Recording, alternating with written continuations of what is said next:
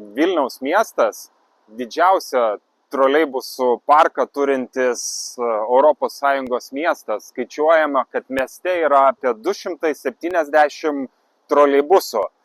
Šalia Vilniaus rikiuojasi tik tokie miestai kaip Rumunijos Bukareštas.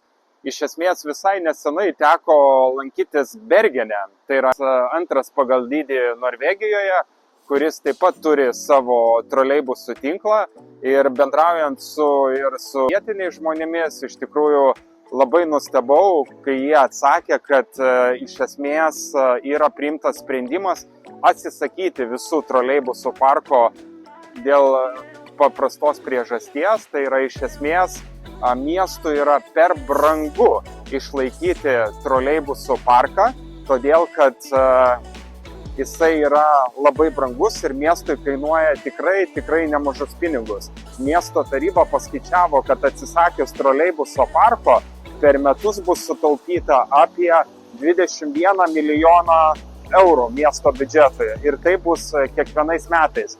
Todėl Bergenas nusprendė demontuoti savo visą troleibusų tinklą iki 2030 metų. Tuo tarpu Vilniaus miestas visai neperseniausiai įsigijo 91 naują troleibusą, taip pat planuoja įsigyti dar 73 naujus troleibusus ir išleisti krūvą pinigų.